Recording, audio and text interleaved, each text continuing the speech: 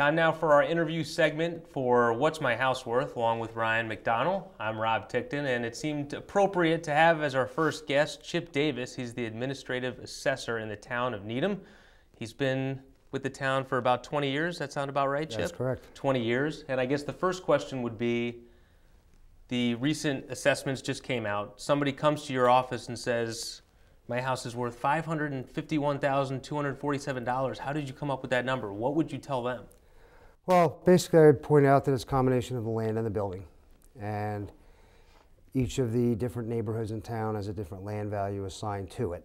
It's based on prior sales of lots, mainly where houses are torn down in Needham, since there are not a lot of sales of open land.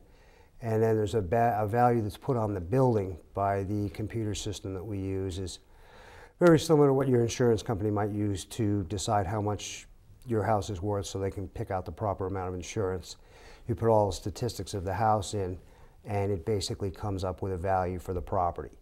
And then what we do with that value is look at it in comparison to sales that have taken place for this particular bill, fiscal year 2012, sales that took place in calendar year 2010. And we look at our assessments, our proposed assessments, versus what properties sold for in the market. And we have to meet certain statistical criteria that the Department of Revenue imposes on all the towns in the state before they'll certify our values. And there's a number of statistical tests we put the sales through to make sure that they're meeting the tests, our assessments match up with what the market is showing us. And then we apply those values to the other unsold properties in town. So we're basically, if you've got a house that's assessed at $550,000 or whatever the case may be, the land value is going to match up with everybody else in your neighborhood. The building value should be appropriately valued depending on the age, the condition of the property, and be in line with other similar properties in the neighborhood. And we've done a lot of tests to check and make sure that that's the case. We've looked at properties from a number of different angles, again, put them through basically a statistical ringer to make sure that everybody is being assessed fairly in terms of what's going on in the real estate market in calendar year 2010 is being reflected in the values on all the different properties in Needham. So it's fair to say from a real estate brokerage standpoint, you often see the discrepancy between what's my assessed value versus the market value of a property. And much of that has to do with, in this case, the timing between when the actual when the data is taken from your standpoint to when it actually gets published and becomes a property's assessed value. It can be, especially in an volatile up or down market, which we had in, from say 2002 to 2008, the market was going up dramatically every year. And our assessments at that point were behind the market because we work a year behind. That's not been too much of an issue in the last few years in Needham, because despite the fact that people are saying the sky is falling in the real estate market, that hasn't happened in Needham. Needham has been fairly stable. Right. I think it's going to continue to be fairly stable because there are a lot of factors that Needham has that are keeping that in place. The school system, the fact that there's 4 train stations in what's a relatively small suburban town, draws a lot of people to Needham and keeps the values in place. Right. Well, the numbers don't lie, and it's certainly, the prices tell you everything you need to see. It sounds like there's a lot of quantitative analysis going on. Is this something that's done within your department, and does it work that way in every town in Massachusetts? No, we do all our own work in-house, except for some very specialized, more commercial properties than anything else. We do all the statistical analysis. We work directly with the Department of Revenue, who happen to be our computer system vendor. So it works out pretty well for us, but there are other independent computer system vendors, such as Vision Appraisal and Patriot Properties, that will come into a town and they will do all the statistical analysis and data gathering, for those towns, and then they will deal with the Department of Revenue in conjunction with the assessors for that town. But the assessors have less of the actual statistical work to do because the outside vendor will do that. And it varies just depending on what the towns want to spend on doing that, and what kind of staff. They can cut down to a certain amount on their staff in the office by going to an outside vendor, but there's still a lot of other things that an assessor's office does, such as excise tax and all the exemptions for seniors and veterans and that type of thing. So, there's still a certain amount of staff that's always going to be required. I imagine you do have people with inherent knowledge of the town who are going out almost on a door-to-door type thing to pick up the details when the statistical analysis can't cover all the bases. Right. The statistical analysis is based on what we get from the field. There are roughly 8,500 residential properties in town, and we're required by the Department of Revenue to inspect those properties every 9 years.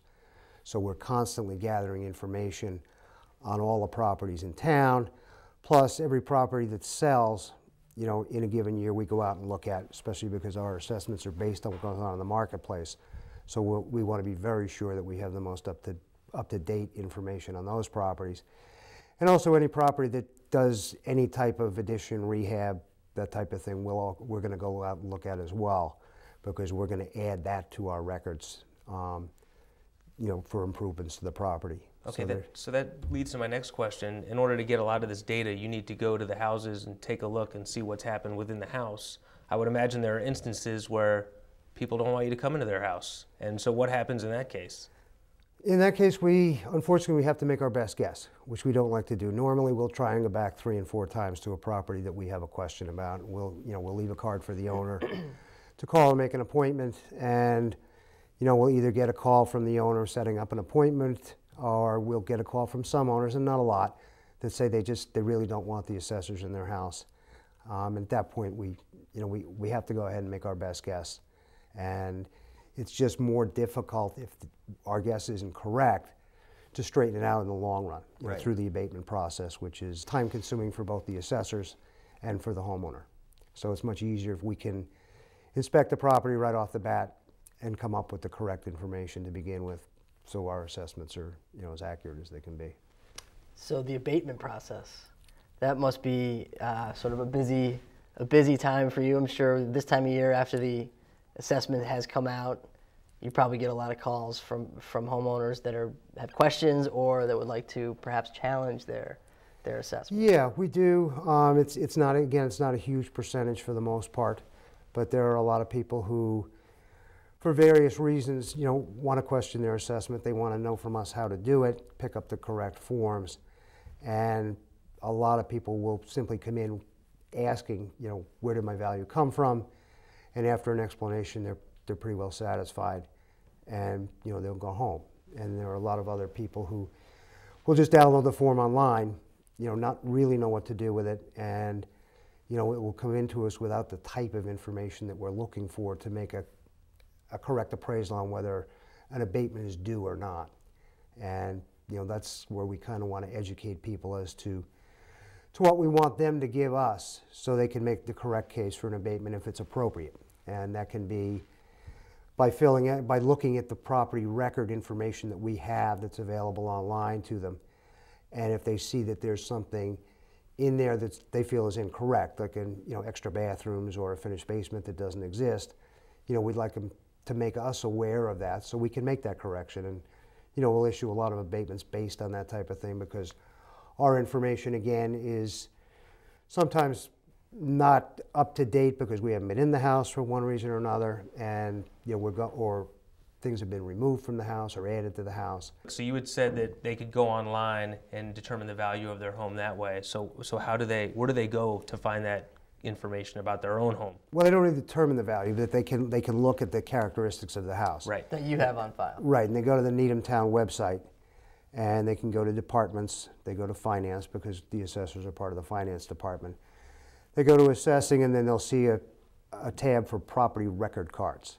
And they simply type any address into that they want, and the pertinent information on the property will come up, as far as a picture, size of the house, characteristics like bathrooms, fireplaces, finished basements, condition, year built, that type of thing. So at least they can see that what the town is looking at in order to determine their assessment is accurate from the actual status of their home. And so you're right, working from the same platform.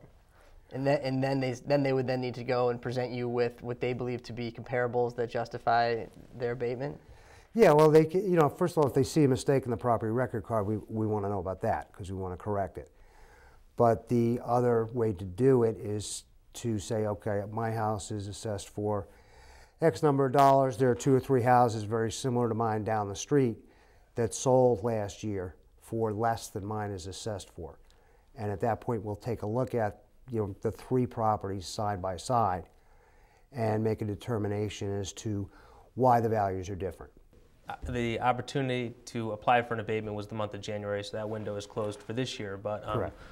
You had touched on the fact that when somebody does apply for an abatement, there are basically 2 different ways they can go about doing it. Talk about that a little bit, the 2 different roads or the logic. Yeah, well, the first is to show us comparable sales of comparable properties that are assessed for or sold for less than theirs is assessed for. The other is to show us similar properties in the neighborhood that have a lower assessment. They haven't sold, but they have a lower assessment than the property in question. In other words, my next door neighbor, the house was built by the same builder, they're the same size, and he's assessed lower than I am. And, again, we'll look at those, and very often we'll find that there are subtle differences between the 2 properties that account for small differences in value. And it may be the land size, it may be the amenities in the property, it may be the fact that property A, who's filing the abatement, put in a new kitchen and a new bathroom 5 years ago, at a cost of $40,000, which we've taken into account, that the neighbor in the quote exact same house doesn't have. So we try to look at them objectively to see, because we want to find any errors that we have in our data as well. Right, the goal is to get it right. Yeah, basically that's. And then even when you take into consideration sales, a sale just because it's a sale doesn't necessarily make it a good comp. Are there any reasons why you would be able, not be able to use certain sales or have to treat them differently? Yeah, there are, a myriad of reasons that we won't count a sale in our analysis. The most glaring is that it's a sale from one family member to another. Okay, there are also not as much in Needham, but in a lot of other towns that have been hurt more by this economy. There are a lot of foreclosure sales going on, which in Needham, we don't count them. A lot of towns, the foreclosure sale has become the norm, and they will count them. But there are also sales to an abutter. If an abutter is buying a property, there might be reasons underlying that they would pay more or less for that particular property.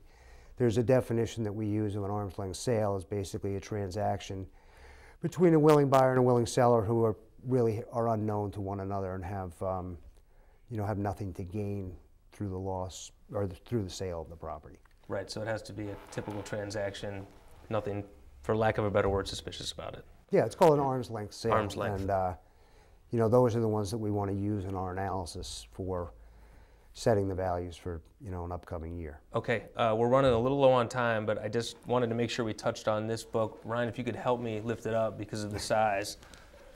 Tell us a little bit about this. Okay, this is one of a number of books that we have going back to actually 1711.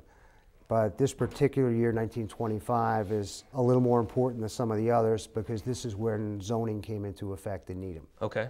So if there are questions on what was a property at a certain time and what is it now, this is kind of the Bible that we'll go to see if something was a 2-family home legitimately when zoning came into effect.